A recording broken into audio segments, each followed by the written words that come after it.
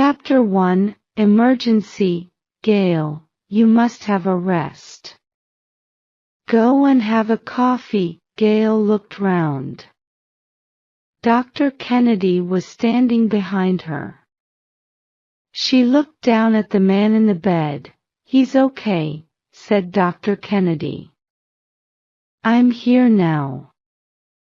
Go on, you're tired. Gail smiled. Are you sure? She said.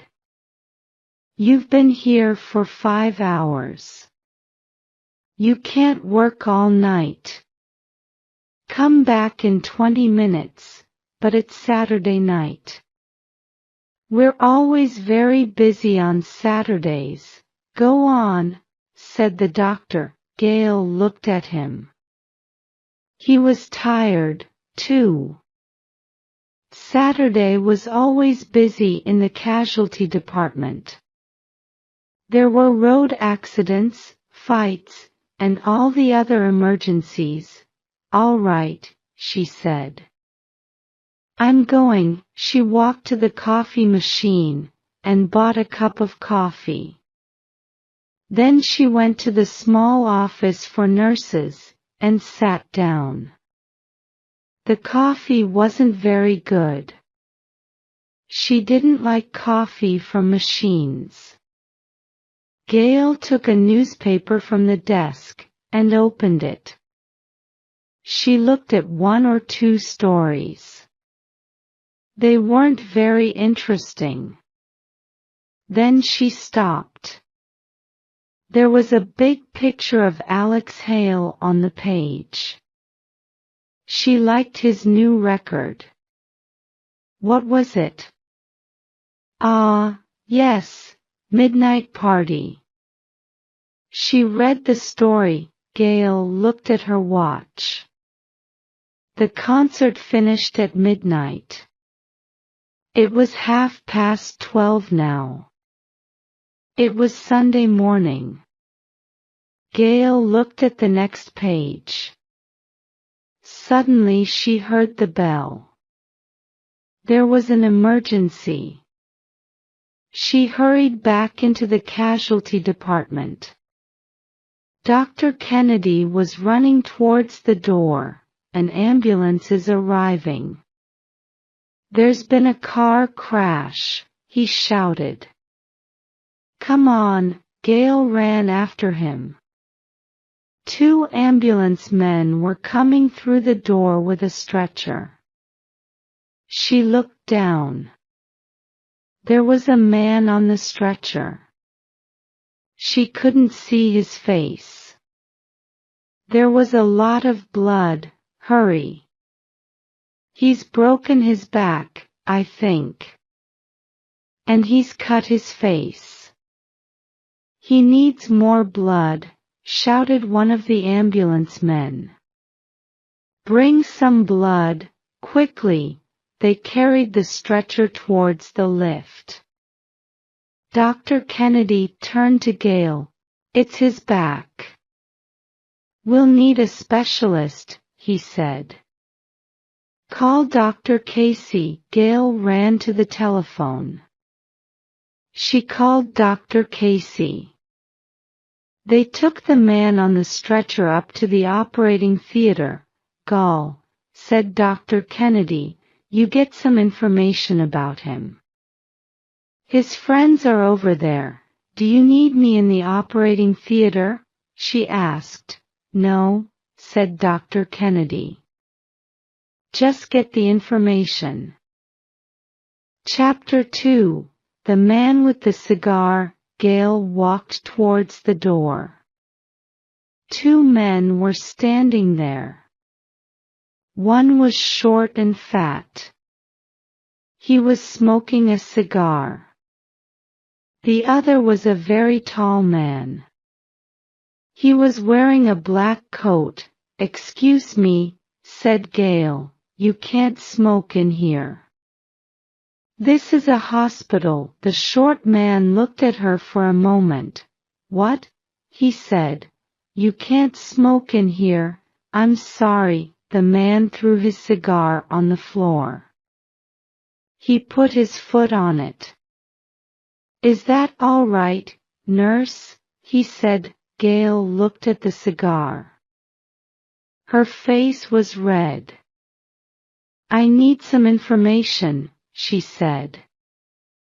For the hospital. Can I ask you some questions? Questions, said the man. What questions? First, what's his name? Said Gail. The man looked at her. You don't know? He said.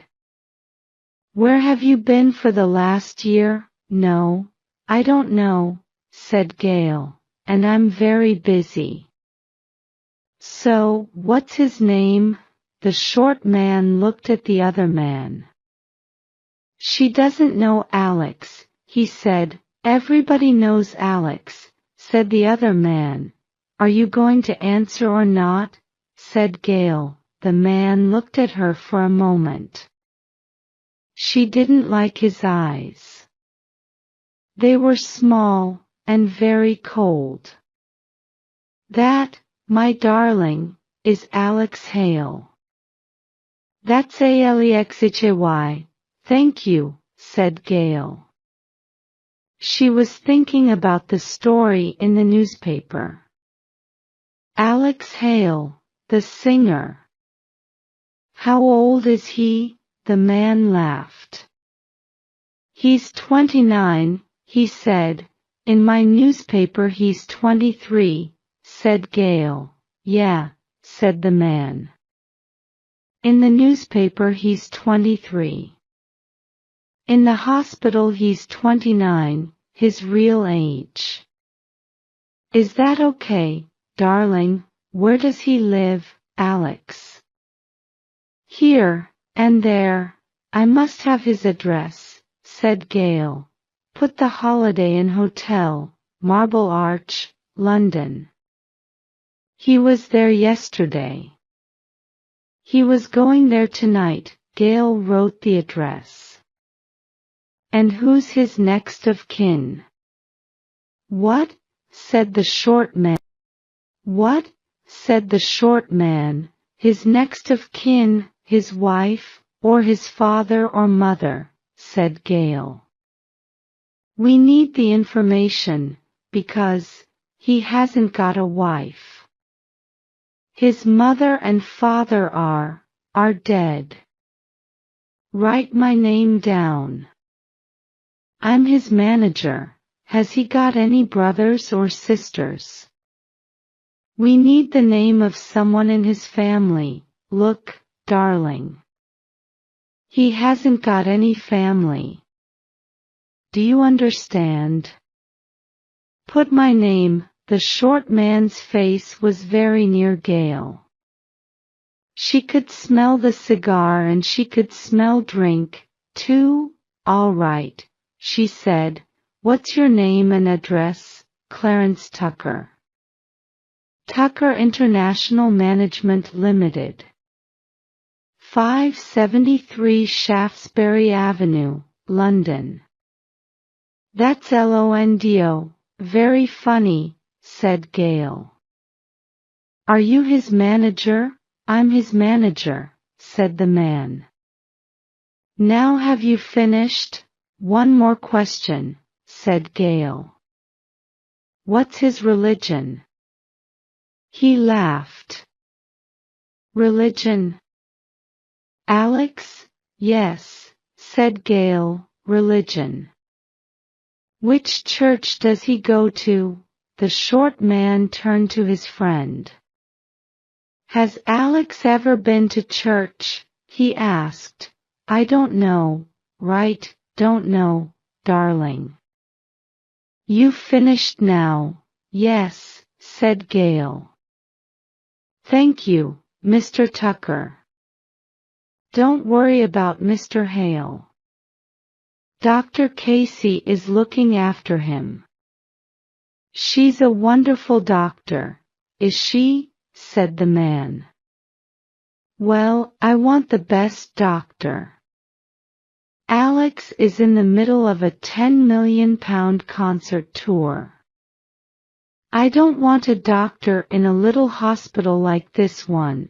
What happened to him? Said Gail. The tall man spoke. Alex drove from the concert. He was very tired. Clarence told him to come with me. He didn't. He was driving too fast. He crashed the car, and— Be quiet, Roger, said Tucker. She doesn't need to know. He turned to Gail. Now, darling, get me the doctor. I've got some questions. Well, Dr. Kennedy and Dr. Casey are very busy, said Gail. I can— Did you hear me? Shouted Tucker. I want the doctor. Now, Gail walked away. Tucker and his friend weren't worried about Alex. They were worried about the £10 million tour. She went to the lift. The door opened, and Dr. Kennedy came out. How is he? She asked. It's not very good, he said. Where are the two men who are with him? They're over there, said Gail. They're not very friendly, right? Said Dr. Kennedy. He went towards Mr. Tucker. Are you the doctor? Said Tucker. Yes, I'm Dr. Ken, right. I want a private hospital, not this one, said Tucker. When can we move him? You can't, said Dr. Kennedy. He's broken his back, and he's in a coma. You can't move him. That's Alex Hale, said Tucker. He can't stay in a National Health Service hospital. We need the best doctors. We need a private hospital. He's got the best doctor, said Dr. Kennedy. Dr. Casey is a specialist, and she's working in a little hospital, in a little town, said Tucker. Look, my friend, Alex Hale is an international star. He sells millions of records every year, and— Dr. Kennedy stopped him. And he's in a coma, he's in this hospital, and you're not moving him. Good night. He walked quickly back to the lift. What's wrong with him? Said Tucker. Hey! Nurse! Can we have some coffee or something? Gail smiled. She was getting some tea for an old woman in the next room. The old lady's husband was in the hospital. Mr. Tucker, she said, this is a hospital, not a restaurant. There's a machine over there. Chapter 3, Room 534. Gail had to work until 6 o'clock the next morning. When she got back to the nurse's home, her friends were having breakfast. She told them about the car crash. Wow, said Penny. Alex Hale. I've got all of his records. Which room is he in? I don't know, said Gail. Look, it's 6:30. I'm going to bed. Good night, or is it good morning? Gail woke up in the middle of the afternoon. She had to begin work at 10 o'clock on Sunday evening. She turned on the television while she was eating. She wanted to hear the news. There was a video of Alex Hale on the 5 o'clock news. Gail turned up the sound. That was Alex Hale, and he was singing Midnight Party. Alex is in hospital in Midhurst. He crashed his car after his concert last night. We spoke to his manager, Clarence Tucker, outside the hospital. Gail sat up in her chair. There was Tucker on the television, I've just been with Alex. He's going to be all right. He was sitting up in bed and he was smiling. He can't finish the concert tour, but don't worry. He's going to do another tour next year. I want to thank everyone for the flowers and letters. Alex is looking at them. Thank you. Gail turned off the television. Alex was going to be all right. But he broke his back. He was in a coma. She couldn't understand. He was sitting up in bed. At that moment Penny came in. Hey. Gail, said Penny. I saw Alex. He's in room 534. I work on the 5th floor, you know. And is he sitting up and smiling? Said Gail. Penny sat down. What? She said. Is he sitting up and smiling? He's in a coma, said Penny. He broke his back. You know that, his manager, Mr. Tucker, was on television. He said, Alex is sitting up and smiling. Ah, said Penny. I understand. Dr. Casey spoke to us today. We mustn't speak to the newspapers or television about Alex.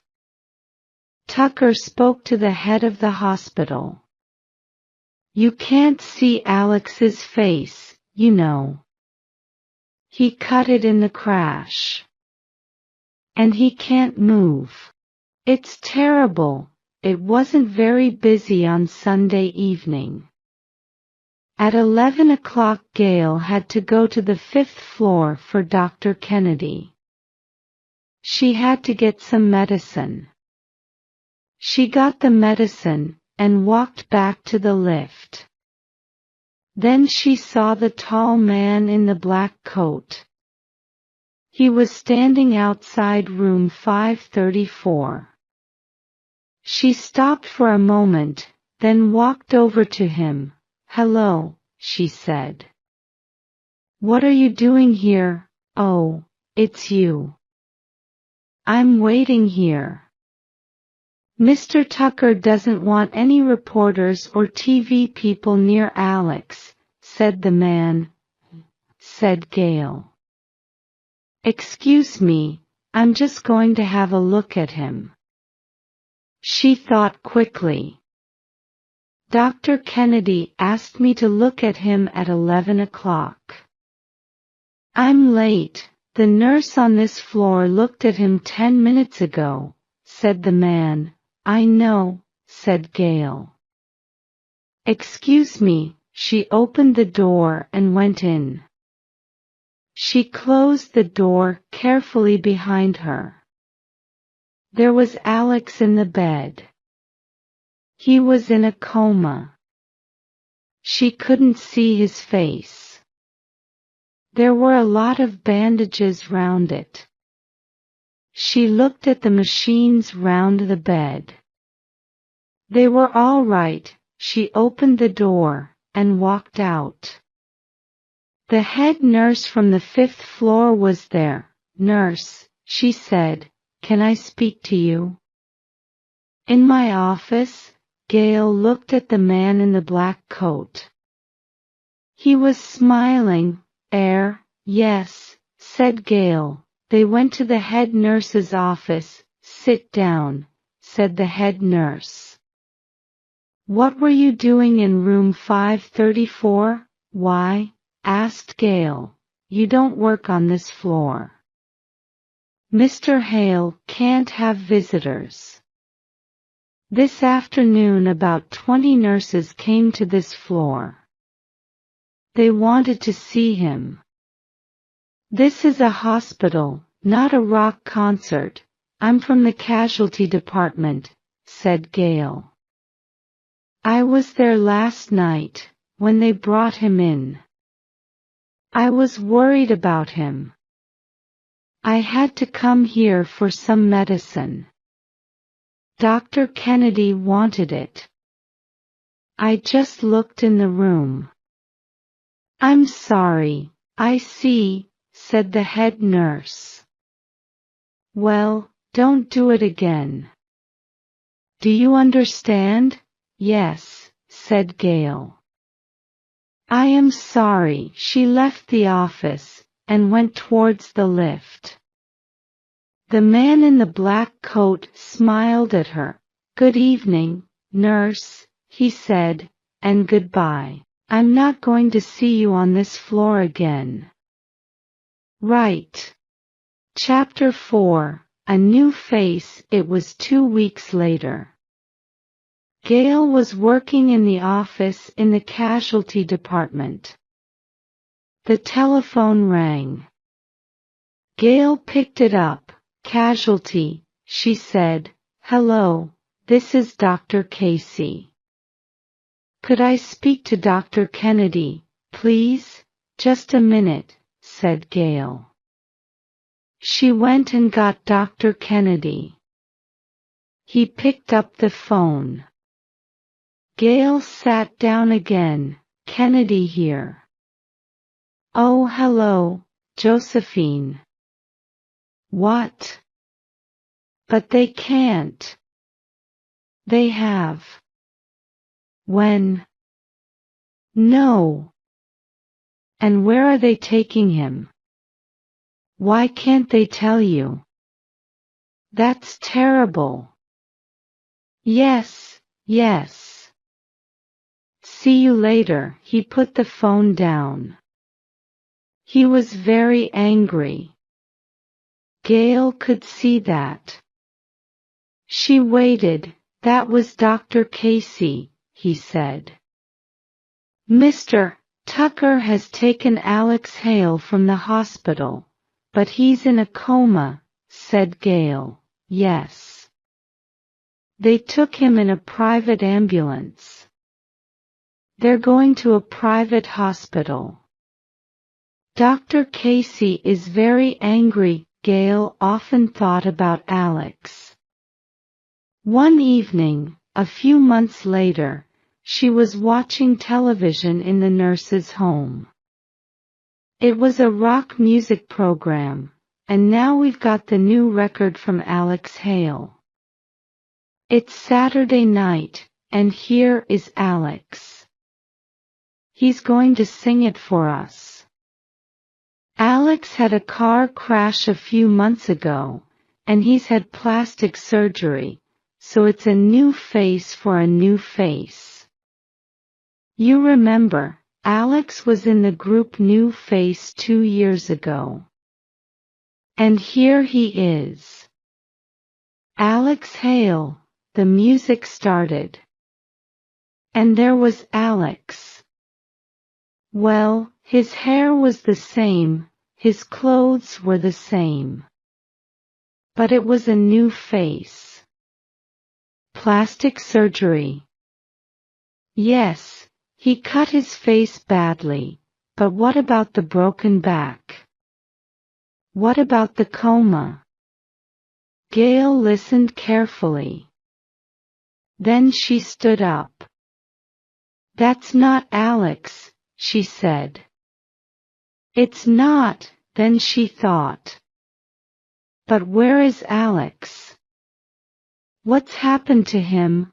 When Penny came in that evening, Gail spoke to her about Alex. Penny knew all about it. It was in the newspaper, she said. They took Alex to Switzerland. He had plastic surgery from a specialist in Geneva, but he broke his back.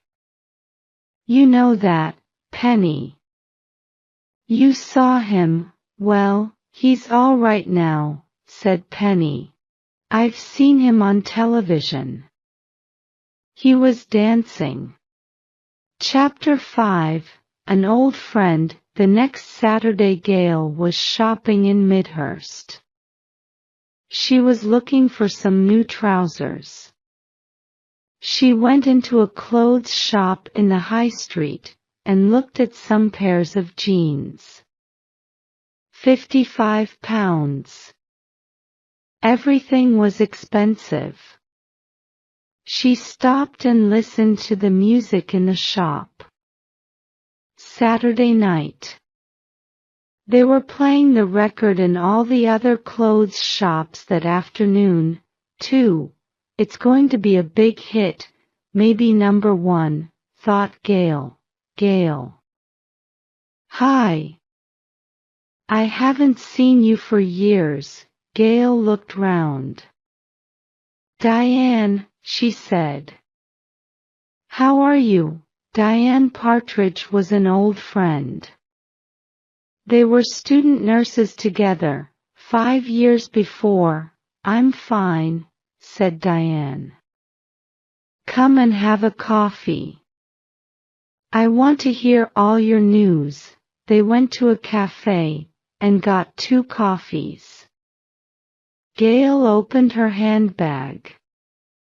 No, said Diane. I'll pay. Really, they sat down at a table.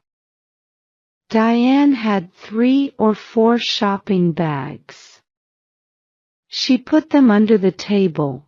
New clothes, she said. What are you doing now? Asked Gail. I'm working at a small private hospital. It's near Frampton. It's a wonderful job. The hospital's very expensive, and they pay me very well. They talked for half an hour. Diane was telling Gail about her job. I like the job, but it's very sad sometimes, she said. I'm looking after a young man. He had a terrible car crash a few months ago. He broke his back. He was in a coma for 3 months. Gail sat forward. He isn't in a coma now? No, said Diane. He woke up 2 weeks ago. It's very sad. There's something wrong with him. You know, he thinks he's that rock star, the famous one. What's his name? Alex Hale, said Gail quietly. That's right. Alex, but how did you know? Oh, nothing, said Gail. What's the man's name? Richard Tucker. He can't have any visitors either. His brother's a terrible man. He said, his brother? Yes. He's a friend of Dr. Green. Dr. Green is the head of the hospital. Anyway, he doesn't want any visitors. Poor Richard. He cut his face badly in the car crash, you know. He looks terrible, but he's a nice man, Gail thought for a moment. Diane, she said, I'm looking for a new job. Does your hospital need any new nurses? Yes, said Diane. We always need good nurses. Why? Can I come and see the hospital? Said Gail. All right, said Diane. Come tomorrow. It's Sunday. Dr. Green isn't there on Sundays. You can have a look at the hospital. Then maybe you can write to him about a job. Thanks, said Gail. See you tomorrow. Chapter 6. The Private Hospital. Gail stopped the car and looked at the map. Yes, this was the road, but where was the hospital? It was somewhere near here. There were tall trees on both sides of the road, and there were no houses. She looked at the map again. There was no hospital sign on the road. She started the car and drove slowly along the road. Then she saw a small road on the left. There was a sign on the corner. It was very small, Chamford Private Hospital. Gail turned left and drove along the small road for nearly a mile. Then she could see the hospital. It was a beautiful old house with gardens in front of it. She drove into the car park and got out of her car. There were several other cars there. They were all expensive, a Rolls-Royce, 2 Mercedes, a Ferrari and a Jaguar. She looked back at her old Mini and smiled. It looked very funny in the middle of all those big cars.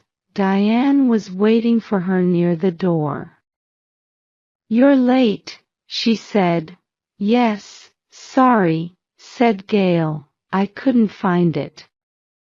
"I like your uniform, said Diane. "The uniforms are beautiful. They're very expensive, you know." Maybe it was my map.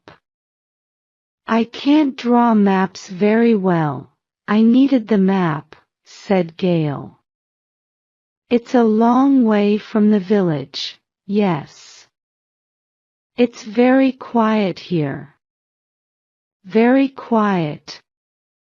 This is the best time of the day for a visit. We always have visitors on Sunday afternoons, but there are never any visitors for your young man with the cut face," said Gail. "What's his name?" "Richard Tucker," said Diane. "No, he never has visitors. I told you that yesterday. Come on, I'll show you the hospital." They walked round the hospital. Everything was new and very expensive. There were flowers everywhere there. "Where's Richard Tucker?" Gail asked suddenly. "Why?" said Diane. "Oh, I was thinking about him. Can I talk to him for a minute?" "He doesn't have any visitors." "I think that's very sad. He must be very unhappy." Diane smiled. "All right. Dr. Green isn't here. Come on, he's upstairs." But just for a minute. Chapter 7. Richard Tucker. The room was dark. Gail could see a man on the bed. She went to the light. She was going to turn it on. "No, don't turn on the light, please." She walked over to the bed. She could see his face. It was terrible. "All right," she said. "Hello, Alex." "What did you say?" "Hello, Alex. But the doctors call me Richard." "That's not my name. I'm Alex Hale." "You called me Alex." "Yes," said Gail. She looked at him again. Alex was crying. "Tell me I'm not crazy." "Am I Alex Hale?" "Yes," she said, "you are." She sat on the bed and held his hand. "Why am I here? I can't move. It's my back. I broke my back. Nobody comes here. Why, have you got any family? She said. Yes, I've got a sister in Australia. Catherine. But she hasn't been here. She doesn't know, said Gail. Tucker hasn't told her. Tucker. Where's Tucker? Said Alex. He can't come in here. He can't. You're afraid of Tucker. Alex was crying again. I'm a prisoner, he said. Who are you? You're not with Tucker, are you? No, I'm not, said Gail. You needn't worry. Do you want to get out of here? Really? Yes, replied Alex quietly. Gail smiled. Don't worry, she said. You're going to be out of here, and in a real hospital, tomorrow. She walked to the door. I'll see you tomorrow, Alex. Don't worry, Diane was waiting outside. Poor Richard, she said. He's crazy. Yes, poor Richard, said Gail. Oh, is there a telephone here? I want to call someone. Yes, said Diane, there's a phone over there. Gail walked to the phone and picked it up. She opened her handbag and took out a piece of paper. She read the number again.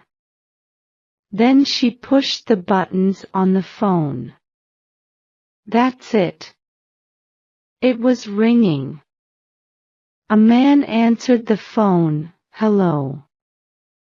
This is the Daily News, #39. Hello, said Gail. Can I speak to a reporter?